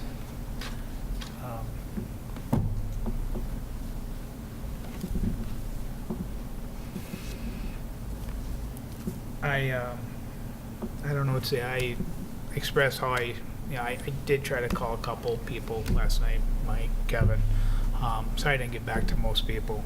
It's been pretty busy. I sort of in agreement with Dick. I did do as much research as I could, talk to other towns, talk to different police departments, and I feel comfortable saying, as far as the drugs and the sex trafficking, and that's a holdup for some people, it's not going to be what people are thinking it's going to be. This is too well lit. There's too much movement. There's not back corners that we're going to have issues like you do in, for example, USOC Center. It's a big truck stop. It's not very well lit. And it's an overload of trucks where you can hide all around. And it's not as, nowadays people have cameras comparing to what they used to have. I know I tried to call our prosecuting attorney's office today to try to visit with her, but that's almost impossible to get a hold of her. I wasn't very happy with that. That eliminated some concerns. The concerns I do have for you as the homeowners, yes, I understand. You have it there. You have the trucks making noise. I understand. I live on Main Street in Melrose, and I have one Genio truck after another that goes down my streets. I do have Munson Feeds trucks that start at about 5:25 every morning. I don't notice them myself, and it is a lot of traffic that I do have going past my house. And I truly feel, I don't think it's going to be personally as bad as we may think it is. But I have done everything I can. I just know that if this business plan's not going to work, and if we're going to keep putting more and more, I mean, they conceded on a lot of things, not once, but twice, even 3 times. And if we're going to keep picking on more and more, how many more meetings do we have to have? That's one thing I don't like to see here, is have another meeting to get it down to where it's nothing, it's not feasible. Everything in our comprehensive plan shows that this is what we have. So, And I agree with that statement, that this is what the comp plan shows, but this is also why it calls for a conditional use permit to be used in a C2 for convenience stores, truck stop, things of that nature. And I think that's what we're doing, is we are putting conditions on this property, and it's our job to, as Dick's point, do the best what's for the community. That includes the local residents, includes people up in the Highlands, it includes people out by the hospital. And it's not our job to make it just as easy as we can for Casey's. No offense, guys, but I'd imagine if we didn't have any meetings, the pond would still be on the east side, and I'd imagine we wouldn't have any parking restrictions, and I imagine that at that point it would have been, this doesn't work for us. So I think that we are allowing it, but we are allowing it with conditions. And I think that's the biggest thing that I can say is let's listen to everybody, let's hear everybody, and let's find a way to make it work with some conditions.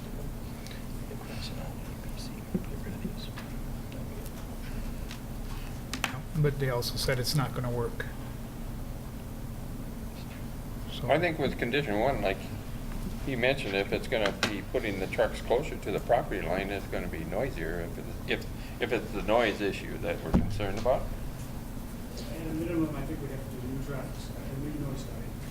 We'd have to see if we would even go through it. I don't see, I'm just eyeballing it. I don't see how you're gonna get more than 6 spots from it. Right. We have to come in there and park that way. And we've already spent thousands and thousands of dollars on the traffic study, the noise study that we did. As was mentioned, revised the plan a lot. If you would have appreciated if someone had said 8 earlier on. We didn't hear 12 until very recently. We said, okay, 12. And then after we said yes to 12, someone came back and said 8. And that's when I was like, that's impossible. I only wish that someone thought of that earlier so we could save everything. In comment or response to the noise, I think if you look at as a standalone issue, noise is one of them. Light pollution or emissions or everything. It really has to be looked at as a comprehensive of overall, and I think that's why we are suggesting the parking and traffic flow that we are. Isn't necessarily just because of one isolated issue. It's as a comprehensive plan. There are studies that were done based on this plan, which say that it meets the traffic concerns, it meets noise concerns. And all that we have on the flip side is speculation, basically. This would be better. I can only go with what I was asked in studies on.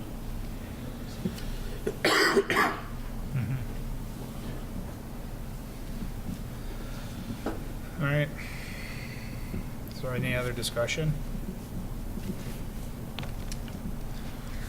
So, Mr. Mayor, just to clarify, just because this doesn't happen very often where you have dissenting opinions here, is that, so if this passes right now, there would be that additional option would be placed on it in the 8 parking stalls. And then Casey stated that they wouldn't move forward. So if it fails, another motion can be made to be as per their request, which is the 12, and then also to accommodate Councilman T. Schaefer's comment, place a no idling sign, could be added, and then strike out number 24 altogether. So those are kind of your options that you have. I think, well, there's more options, but those are the two that are, one that Casey's asking, and then one that Councilman T. Schaefer and Clausen have first and second. So. Okay.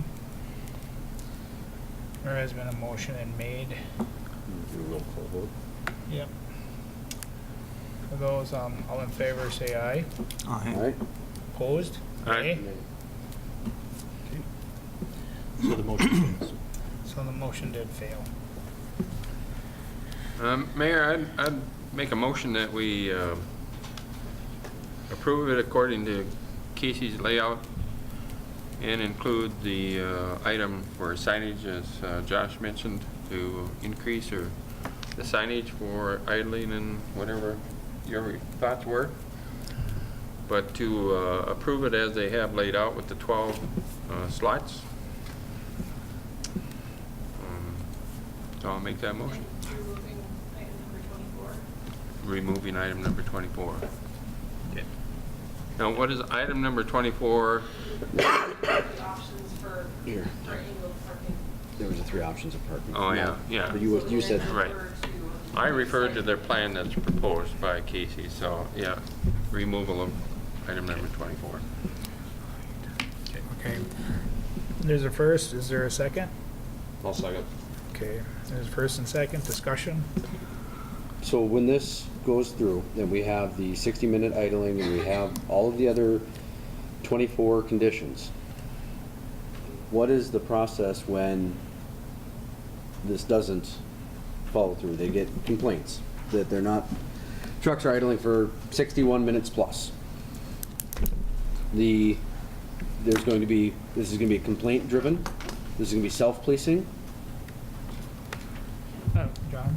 I would recommend, and this is one thing that staff and myself had addressed early on, is that when we draft the actual conditional use permit that is recorded against the property, that it includes a procedure whereby if you receive a complaint on the property, you would give notice to the property owner. They would have a set amount of time to correct it. If they did not, they'd have to come before the city council, and then the city council would have the ability to remove the conditional use permit. I've used it successfully in other communities. It works very well, and that way you as a city council are in control of whether or not they're meeting the conditions under the conditional use permit. And so do we have under ordinance how many complaints it takes to remove a conditional use permit? Nope. No, we do not. And that would be what I would recommend in the actual language of the conditional use permit, is if the city receives a complaint, then you would notify the property owner. They would be given a set amount of time to correct it. And if it was not felt that it was corrected, then the city council could hold a hearing on the matter, have the conditional use permit holder present whether or not they've complied with the condition, and then if you feel that they have not complied, then you could pull the conditional use permit. It's a process that's set up in place so that it protects the due process rights of the applicant, but yet gives the city council the ability to control the conditions and make sure they're being followed through on the conditional use permit. But being we have a first and second on this motion already, does it have to be amended then? Would you have to amend the motion to include that, Jonathan's question, to include that? What I would suggest is include in your motion a direction to direct myself and staff to actually draft the conditional use permit that would be recorded on the property with those provisions included in it. Dick, you made the motion. Do you want that included?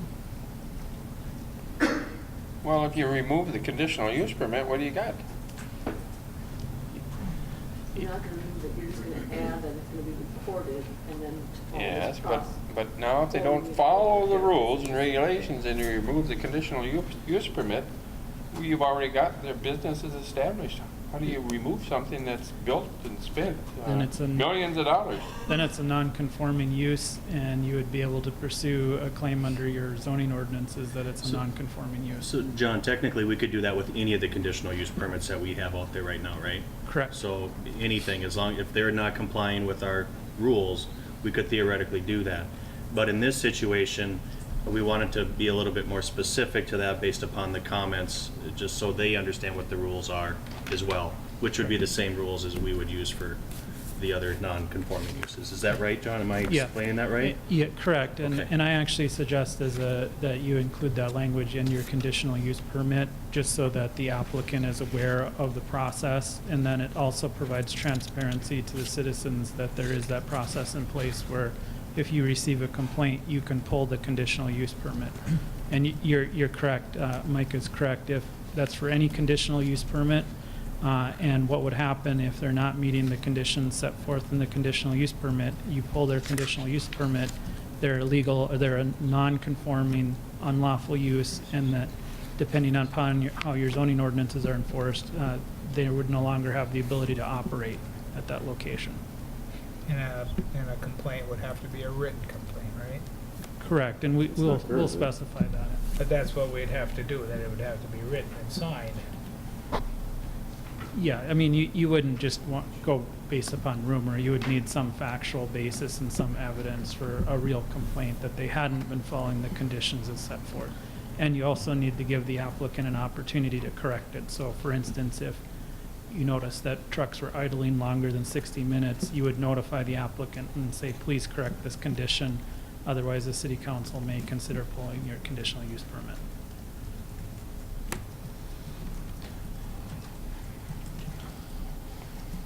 That would be fine with me to add that onto the motion. Okay. There is a motion made. Do you still concur with the second? Yes, all the Dick's addition. Okay. There is a first and second. If I could, are there, as far as this parking orientation, I know on the schematic that was submitted, the site plan, it shows the trucks pulling in forward into the parking slots. I don't know how many, I'm not a trucker personally, but if I'm driving a vehicle with a trailer or something, I do not like backing out of anywhere into a blind spot. I much prefer driving forward out of that if I have a long trailer if I'm pulling a long trailer. So my point is, I can see more truckers trying to back into these spaces and having the rig pointing toward residents instead of toward County 13. The noise study did reflect them being backed in. It did. Yes, it did. I don't think I caught that in there. Yeah.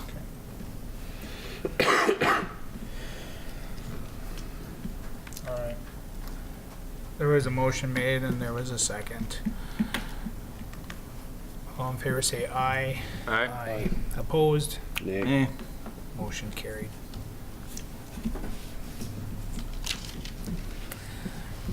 Okay, we're on aye.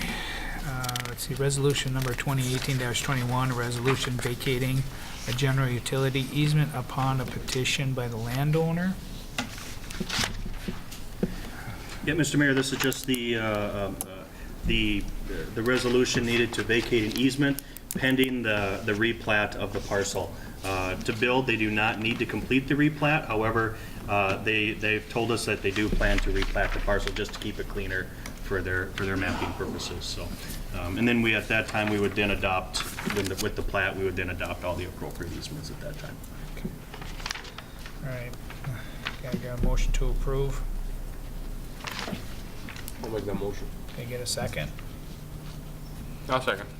All in favor say aye. Aye. Opposed? Motion carried. Resolution number 2018-22, decertified tax increment financing district number 9-2, Leadstone. Are you? I can touch on it. Yeah. Yeah. So what's going on here is Leadstone has opted not to move forward with a tax increment district for their operation out there. Just the market's changed, so they're just looking at other alternatives at this time.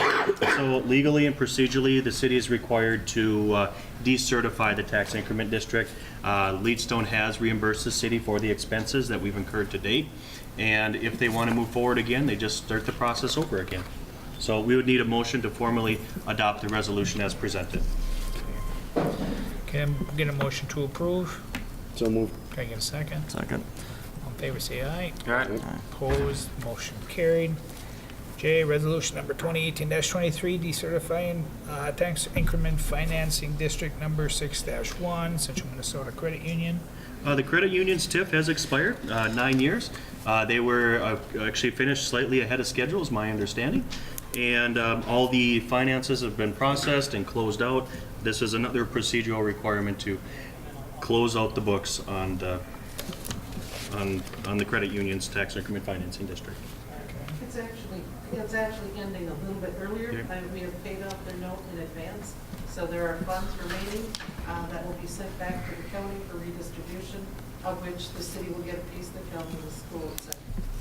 So it's just a little bit ahead of schedule. When they naturally go away and expire in their own timeline, you don't need to pass a resolution, but this is early, so you need a resolution. Okay. Council to give consideration on adopting resolution number 2018-23. Can I get a motion to approve? So move. Can I get a second? Second. All in favor say aye. Aye. Opposed? Motion carried. Ordinance number, we're on to old business now. Ordinance number 0517-2018-4, an ordinance amending City Code Charter 76, motorized golf carts and all-terrain vehicles. Good evening again. More fun with motorized vehicles.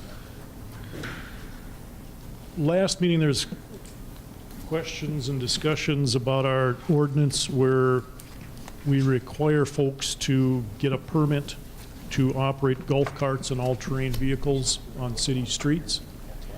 Went back and looked at the state statutes. The DNR has regulations, and as you can see in my comments with the bullet points, everything that's a statute 84 point whatever,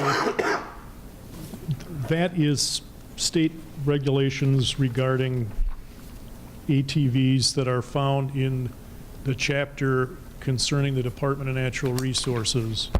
The statute 169.045, that's the state statute regarding roads and highways generally. And my conclusion is that the statutes in the DNR section are lengthy. They went to a lot of effort to think about, you know, what is an ATV and a whole bunch of other types of off-road motorized vehicles, defining them and where you can use them and where you can't use them. But very little of it is specific to cities. The statute in 169 does speak specifically to cities. What I'm finding is that you can point to this state law and say pretty confidently that you don't get to drive your golf cart on city streets unless the city has adopted an ordinance such as the one we have in place, that in the statute says that in city, if you do permit that, here's what you got to have in your permitting process. And so that's what we've done. It's not as clear when it comes to ATVs. I could not find any one point where we could say the same thing about ATVs as to where they can be, where they can't be, and does it, and what about inside the city. The league, like I said, takes the position that ATVs in the city are covered by this 169.04 and have to be regulated the same as golf carts. I don't know that I completely go along with that reading. I also asked Mike and Chief Mouse to kind of, because there was a comment about nobody else does this, why is Melrose the only one, to ask, well, what are other communities doing? And the response I've gotten, I guess I'll let Chief Mouse elaborate if I'm misspeaking, but I think that it's such a confused, balled-up mess when it comes to ATVs and where you can use it and where you can't use it, is that most cities haven't done anything with the idea that, well, if they're not making a nuisance of themselves, we'll let it go. If it gets to be a problem, then the officers will step in and we'll find something that we can tag them with. With that background and looking at what we were doing, I came up with two possibilities if you wanted to amend the ordinance. I guess the third one is to do nothing. But the one possibility, I took the current ordinance and just removed all references to ATVs. We would, if you went with that version, we would only regulate golf carts, and they would be subject to the same restrictions they are now. We would not regulate ATV use on city streets at all, and we'd be like the rest of the communities, just kind of trusting the police to keep these people from turning into a nuisance. The other version was I left the ATVs language in there, but I changed the definition. And when we first adopted this ordinance, this chapter 76, state law did not recognize two classes of ATVs. So our current definition is the old state definition in the state statutes of what an ATV was. Since adopting this, the state now recognizes two different classes, the class 1 and class 2. I think at the last meeting where the most static was from the people with the class 2, the bigger ones. And what I've done is specifically say, and basically this was saying, well, I think the intent when we first did this was to regulate the smaller ones, the class 1s. And so it specifically says we're going to require permits for golf carts and the class 1 ATVs. We leave the class 2 ATVs unregulated and we trust the police department to keep these people from turning into nuisances. There is a change then to the definition of what an ATV is if we're going to just regulate Class 1s. And the definition you see in there is the state of Minnesota's definition of what a Class 1 ATV is. And I know there was some conversation last time about, well, oh gosh, what about all these measurements and how are you going to do this? And I understand that, but according to the state of Minnesota, that's what a Class 1 ATV is. And I don't feel particularly competent to come up with my own definition of what a Class 1 ATV is. Just for reference, a Class 2 has got the same definition, except at number 3, when they talk about total width from outside tire rim to outside tire rim, it's more 50 inches or more, but not greater than 65 inches. So if you get something that's more than 65 inches, it's no longer considered an ATV.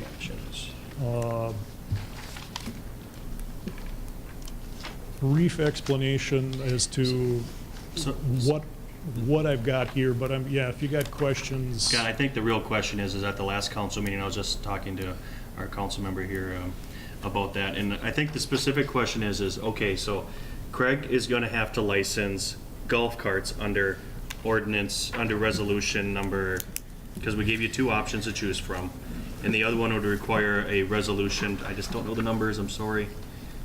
Well, we got, I think there, I don't know if they got 2 separate numbers. I think that would, whichever one you adopt would be 05-17, 2018 4. Okay. Because my understanding is what I've heard from the council members is they want to only license golf carts. Okay. That's well, what they want. Then right? the version that you, the version that is labeled golf cart only, where I went through and taken all references to ATVs, that's the one you want. I think the point was that ATVs and UTVs are licensed by the state already. You can register them with the state, so they have a registration number. And I think that was kind of one of the angles that we wanted to go to. Golf carts don't have a sticker that somebody can look at and say it was 9863G or whatever. Whether or not we want to request put lights on, or, you know, I think they should at least have a light or something to that effect on the front and back. And Craig, I don't know if you're more familiar with what the state's requirements are for an ATV, if they've got to have lights. They do, they're required to have a minimum of one red light in the rear, one Okay. A headlight. So if you notice that, you have the ability to pull them over and say you got to get that fixed or whatever if it's outright. Okay. So, yeah. And the licensing, we're charging for that now. What does that go to? Because I think that's something that people do talk about is, like, make me pay for it. And I think at one time you said filing and stuff like that. But why, to me, I guess I kind of see their concern. Like, why are we paying extra money to license it? Can we just throw a slow moving vehicle sign on, come up here and just get it inspected, make sure that you guys approve of it? Yeah. And then be on your way. To your concern is that if we're going to regulate the golf carts and let them on there, we got to give them a permit. So they got to come in, they got to be inspected, they got to get a permit that they carry that says, yes, I got a good golf cart that meets the city requirements. The council can decide what they think the permit fee should be, if anything. And that's, the permit fee is not called out in the ordinance. I think that's set up when you guys do your fees and permits each year. That's one of the items in there. I think the permit fees, we got to keep a permit fee on it. Otherwise, everybody that has a golf cart is going, oh, it doesn't cost me anything. I'm going to go get it street legalized or whatever. And it does cost money for the police department to take their time to look over it and document it and stuff like that, so, you know, that goes back into police department's budget, I would assume, or fund, right, the permit fees? It's general fund. Yeah, it goes into the general fund, but it goes back to the police department. Eventually. It covers the, you know, the printing of the stickers and the little Felicia's time, Craig's time. And it's a nominal fee. Craig, is it $25? $25. How many carts are you permitting a year? Barely covers the printing. And that's every year they come in and get them permitted? Okay. That's about the cost. So, the other thing I would point out is that it was actually more work to strip out the references to ATVs than it was to just change the definition of an ATV. So if you elect to adopt the ordinance that, so that we only regulate golf carts, there's a summary for publication, again, to try to save costs of the newspaper. So if you adopt that version, then you would also want to go ahead and approve the summary for publication by separate motion. There's just the one concern with ATVs and UTVs. I mean, typically when I see them drive by the house, you know, the tendency is to hit the gas a little hard. Till being on a city street, I think it might need to be stressed that they have to follow the speed limit. Correct? All the other rules still apply, just because we're not regulating. Yeah. That comment was made by Jenny how many years ago? And while I agree with the sentiment, it's not true. I mean, What's that? you're not going to put a baby seater in a UTV or a golf cart. You know, Oh, right. within reason, yes, Yeah. but it's not all the rules apply. No, but if you do put a baby in the UTV, I'm assuming you're gonna want a car seat in there. My other concern, and again, I'll maybe a sheriff's office representative here can confirm this, is my thought is that, okay, so everybody who's lost their license on a DWI, do they run out and figure out, I can drive my ATV around town? And I've been given assurances that no, you don't get to drive your ATV because after you've lost your license on a DWI. Is that correct? You know, so yeah, if you've lost your license on a DUI and you get stopped driving your ATV because you're using that to run to the grocery store now, you're still in trouble. It's not an out or a loophole that you can use as an alternative. Anything motorized, any motorized type vehicle, right? Except snowmobile? Oh, interesting. Lawnmowers, and lawnmowers, right? Yeah, I was gonna say, I've heard of people getting picked up on their So lawnmower. that was my only, one of my concerns. If we just don't regulate them at all, are we opening the door? And apparently that's, the answer is no. I'll make a motion that we keep the golf cart thing, take the ATV and sides out. They're licensed already, or at least they should be. If they're not, obviously, I think we can probably pull them over, I would guess, right? Okay. I'll second the motion. Okay, for a second, all in favor, say aye. Aye. Opposed, motion carried. Ordinance number 5-17-2008, or 2018-4, ordinance summary and title. I'll make the motion to adopt. Okay, I'll second. all right, all in favor, say aye. Aye. Opposed, motion carried. First Street Northeast project update. Make it quick. Okay, sorry. I did speak with, or when we were talking with the Class 2s, I did talk with the Class 2 related folks and said we would refund their money. Are we doing that now then for the Class 1s that we've already licensed for this year? I would say we'd have to. So, Mr. Mayor, I would recommend then that that would be a motion to refund the Class 1 ATV prices. Class 1 and 2. And what? Yeah, yep, yes, I'm sorry, yep. I'll make the motion. Okay, Second. first, second, all in favor, say aye. Aye. Opposed, motion carried. Okay.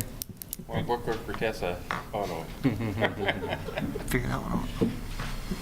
All right. Mr. Mayor, members of the council, we had the pre-construction conference for the First Street project on May 2nd. The contractor will be starting removals on Monday. We'll be starting down on 4th Avenue and working their way this way. And then construction itself will start, excuse me, the following week. So by next week, we'll still have an access to City Hall here. It'll be coming in off of 3rd Avenue, cutting across into the parking lot here. People will be able to get into the craft lot down at the very east end off of 5th Avenue. But the main access to City Hall here will be on 3rd. So that's about all I've got on the First Street project, unless you have any questions. What's the duration, Mike? It's 30 working days, so hopefully if it doesn't rain, it'll only be 6 weeks, you know, so. Okay. And did we say that we as the city were gonna publish something as far as trying to help people where to park and what travel routes to do? And Lisa actually went door to door to each of the property owners and provided them some information about the project. In regards to the parking, I don't know exactly what you said to them, so.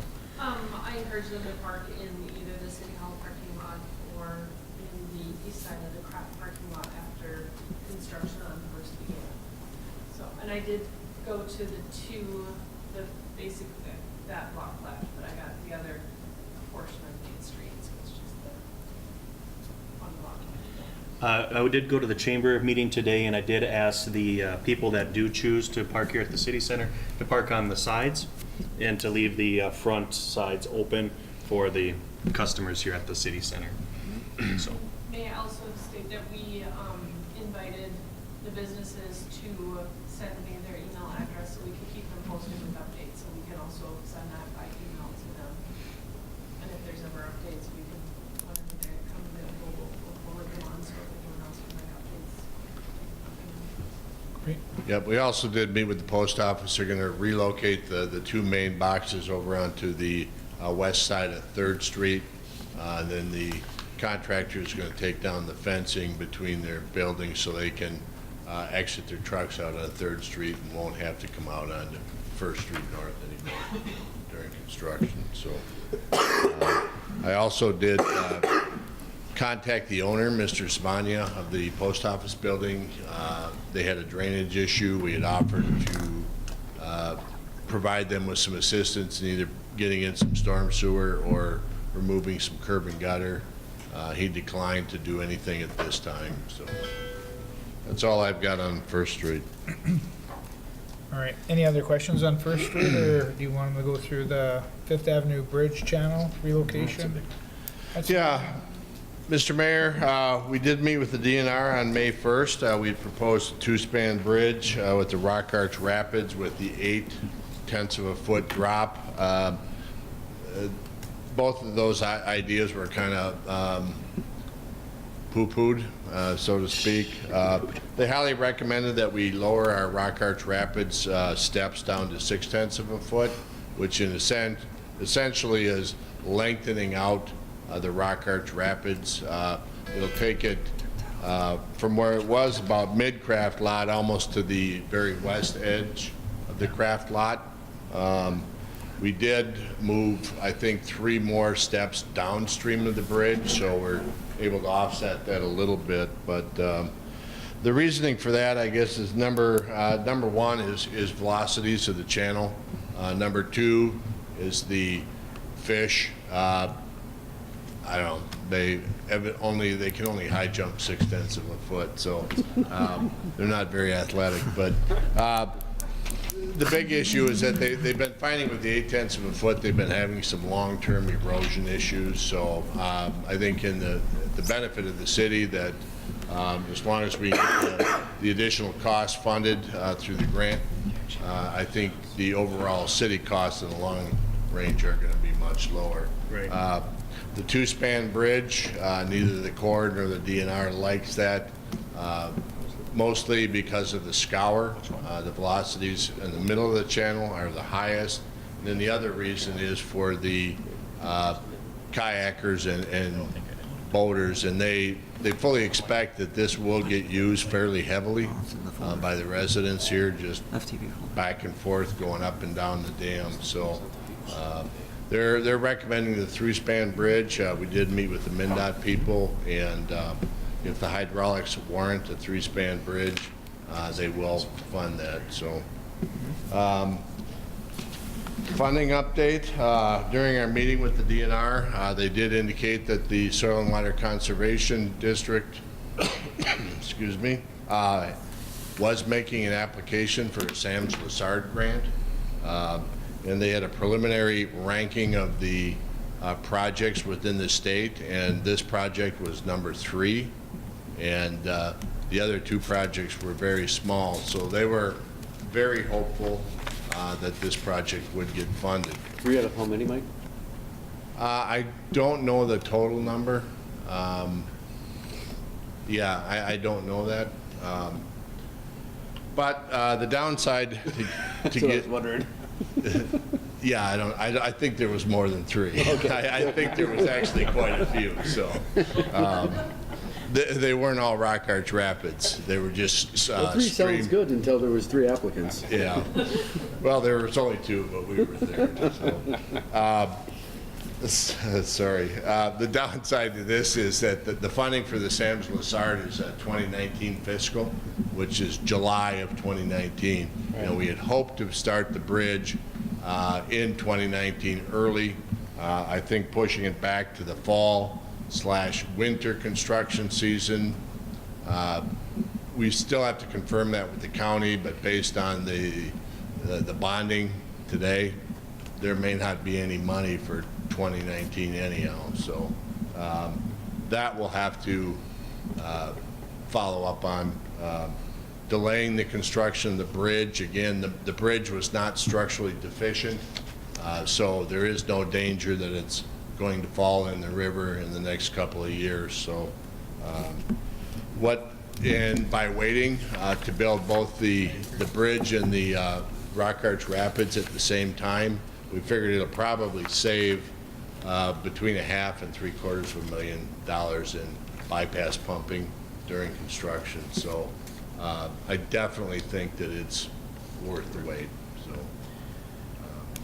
it is being designed so that they could be constructed independently, but you know, a 1 or 2 year wait to get them done both at the same time could save some significant money. So at this time, we don't need any action unless the council was dead set against moving forward because of the additional impacts upstream. We're going to, we've already submitted the hydraulics to the DNR and hope to hear back from them within a Mike, couple of weeks. just to be 100% clear then, is that based upon the funding streams and not knowing that we would continue on with the preliminary engineering design, get the preliminary engineering design complete, and then from there put a tactical pause. Is that my understanding? Correct. Of what we're talking? Yep. Even though there's not a match required for the Sam's Lessard or the LCCMR, we have, the city had pledged 20%. It was covering the engineering costs and then some downstream armoring. That if you want to take credit for the match, you can't spend the money until the project is actually authorized. So it sounds like you're going to be deferring a lot of billing, huh? Well, yeah, I mean, that is an issue. I guess we want to start construction in the winter of 2019. We would have to start design before July of 2019. So You're good, but not that good, right? we may be pushed out to even 2020, just for logistics of funding and timing. So So I did send out an email today after Mike and I had a conversation. I looked into the timetables. To answer one question that is similar to what Josh was asking is how many applications came in for the LCCMR grant, which is another one that we applied for. That was a total of 273 applications came in for that. So very competitive for the LCCMR, but the Heritage one is looking the best look so far. So My question is, could a Sauk watershed district applied for this grant too? Well, they could have. I mean, I don't know that we want multiple applications for the same project from different entities. I mean, I think the Sauk River watershed is thrown in a letter of support, certainly, as have all the other agencies, the county, SWCD, in the area. So, yeah, I don't know that it would do any good to have multiple applications. Okay. All right. I'm good. How about you guys? All right. Thanks, Mike. Thank you. New business resolution number 2018-24. Resolution decertifying a single parcel located in tax increment financing district 12 based upon the consideration to provide tax abatement and assistance to James and Elizabeth Elias. you want me to, so, Mr. Mayor, we're just asking to remove Jim and Lisa's parcel from TIF District 12-1, which will allow us to then do the abatement. All right, we had a motion to approve. Do I have a second? Second. All in favor, say aye. Aye. Opposed, motion carried. Resolution number 2018-25, resolution approving tax abatements. Same thing. Same thing, okay. Same thing, same move. All right, can I get a second? Second.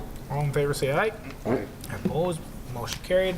Then C, abatement agreement, James and Elizabeth Elias. Same thing, this is the actual agreement now. So move. Second? Second. Okay. All in favor, say aye. Aye. Opposed? Motion carried. Informational items. Ready? Keeping up? Utilities Commission meeting minutes, Charter Communications correspondence, Minnesota Department of Revenue, tax preparation, building permit summary log, first quarter, revolving loan fund from TGC Enterprise, LLC, DBA Melrose Metalworks, training and travel. Is there any questions? Can I get a motion for adjournment? So move. Mike, was that passed, was that under? Yes, that was under the consent agenda. Yeah. Okay. Okay, so who made the motion to adjourn, I'm sorry. I think it was Justin? Okay, can I get a second? So moved. Second. Yeah, first and second, all in favor, say aye. Aye. Opposed? Meeting adjourned.